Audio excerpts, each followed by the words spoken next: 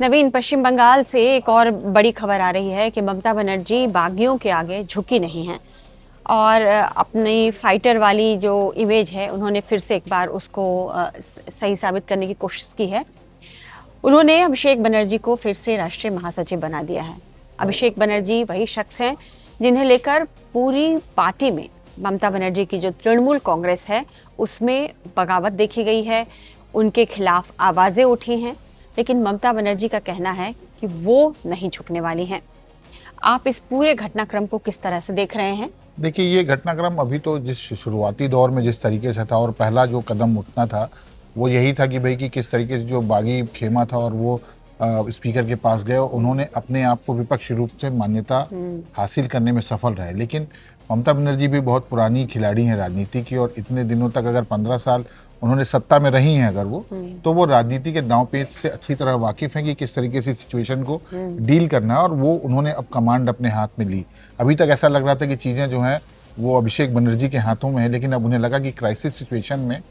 उन्होंने खुद आके अब सामने से चीज़ों का नेतृत्व करना शुरू किया। और उन्होंने जो काम सबसे पहला किया था, जो कार्यकारिणियां भंग की थी, वो एक बड़ा मतलब सेटबैक भी रहा विरोधी खेमे के लिए, क्योंकि जिस तरीके से स्थितियां बनी हैं और उनमें अभी ये वाली लड़ाई नहीं पहुंची कि भाई कि दल किसका,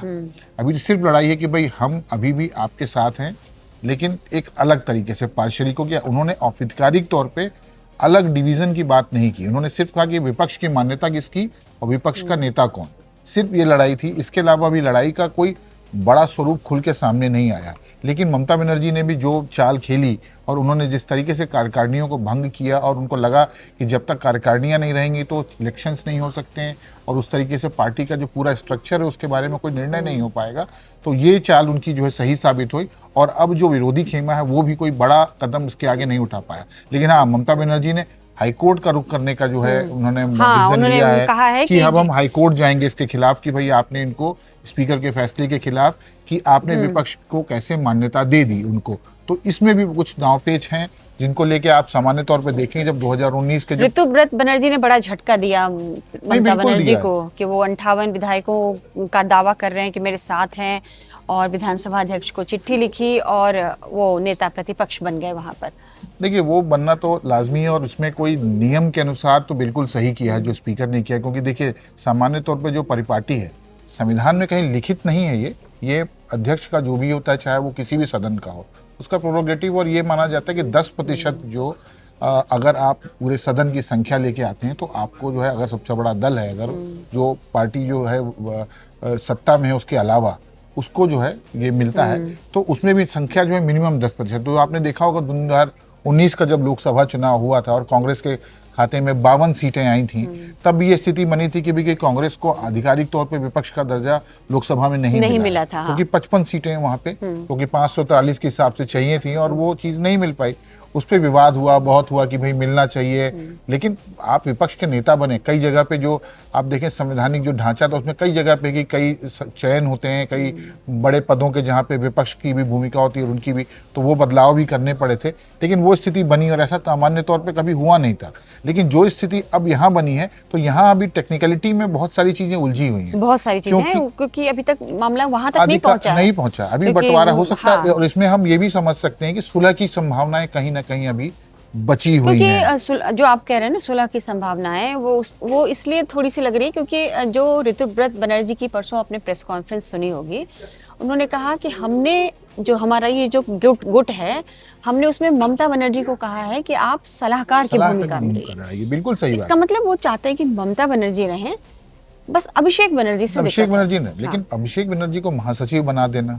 अब महासचिव बनना मतलब बहुत पावरफुल पोस्ट होती है, किसी भी पार्टी में रहे भी हैं, और अगर वो रूल कर रहे हैं। और दूसरी बात है कि जो स्थिति यहाँ पे बनी, जैसे हमने कल वीडियो जो किया था जिसमें हमने बात की थी कि अब जो है कहीं ऐसा तो नहीं कि लोकसभा में भी, क्योंकि ये खबरें आ रही कि 20 सांसद जो हैं वो एक फैक्शन बनाने के लिए चल रहा है कि भाई वो अलग हो जाएंगे और 9 सांसद आएंगे। तो अगर वो दिल्ली में महासचिव, क्योंकि आपने देखा होगा टीएमसी का जो ऑफिस है यहाँ पे, तो वो वहां से रूल करते हैं और वहां पे संसद में है, और अगर सही बात पार्टी के अगर वो बड़े पावरफुल व्यक्ति निर्णायक भूमिका में होंगे तो सांसदों को कंट्रोल करना और उनकी भूमिका होना वहाँ बहुत जरूरी है, क्योंकि एक घर तो छीन गया तो दूसरी जगह स्थिति खराब ना हो। ठीक और बात दूसरी चीज है कि वहां पे बचाने की बात है तो हाईकोर्ट वाला जो दाम है उनका वो भी बिल्कुल टेक्निकली बहुत सही है, क्योंकि इस बारे में निर्णय या तो कोर्ट देगी या इलेक्शन कमीशन देगा। इलेक्शन कमीशन तब देगा जब चीजें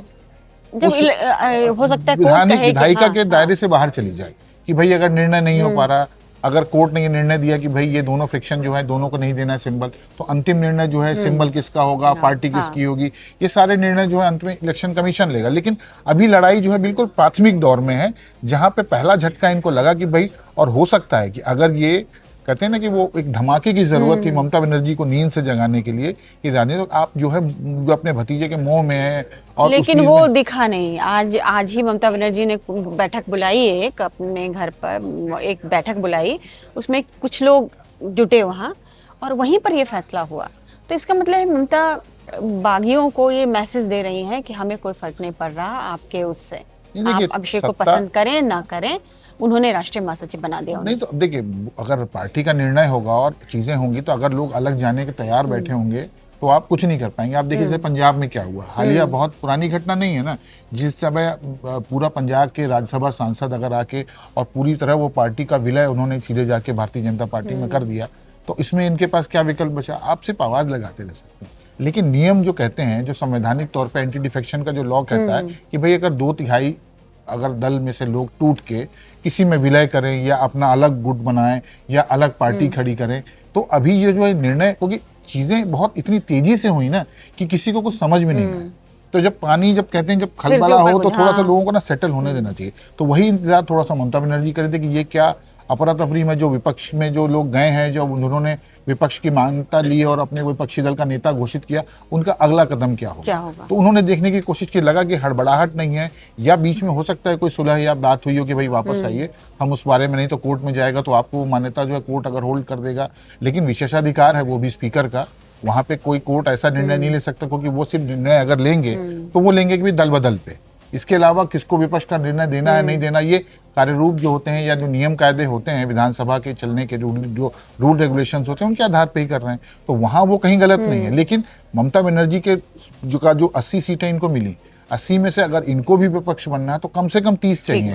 तो 30 भी इनके पास आंकड़ा नहीं है। तो या तो हो सकता है उनमें से किसी को तोड़ें, क्योंकि उनमें से भी अगर तोड़ना होगा तो वो कितने लोग टूटेंगे या बराबरी की संख्या आएगी। तो अभी गणित जो है ना पूरी तरह क्लियर नहीं है। सारे घटनाक्रम बहुत बहुत ही सावधानी से, मुझे लग रहा है कि ममता बनर्जी अब एक एक स्टेप बहुत केयरफुली उठा रही हैं। दूध की जले छाछ फूंक के पिएंगे, ये कहावत अपने यहाँ देखिए बहुत है। एक बयान भी मुझे नहीं लगता कि ममता बनर्जी का कोई बयान आया हो, आप इन सारे फ्रिक्शन पे, सारे ये जो कन्फ्लिक्ट चल रहा है, कहीं कोई बयान मतलब मैंने नहीं सुना। उन्होंने लीगलिटी की बात की ना, उन्होंने बोला कि हम इसके खिलाफ कोर्ट जाएं। हाँ, अब कोर्ट में क्या है, दोनों पक्षों की बात है कि भाई अगर एक पक्ष अगर वो रखते हैं तो एक सरकारी पक्ष रखा जाएगा, हाँ। और उनकी तरफ से उनका वकील जो भी होंगे, जो उनकी पैरवी करेंगे, वो उस पक्ष को रखेंगे। बाकी जितने पुराने केसेस में कब हुआ, किस तरीके की स्थितियां हुई, किस आधार पर निर्णय लिए जाएंगे, वो सारी कार्यप्रणाली जो अपनी संवैधानिक है उसमें आप और हम कुछ ऐसी टिप्पणी भी नहीं कर सकते जो संवैधानिकता के या नियम कायदों के अगेंस्ट हो, क्योंकि हम सिर्फ ये कर सकते हैं, अनुमान लगा सकते हैं। हमारा अनुमान ये है कि भाई अगर कोर्ट जाते हैं तो फ्रिक्शन बिल्कुल ठीक है।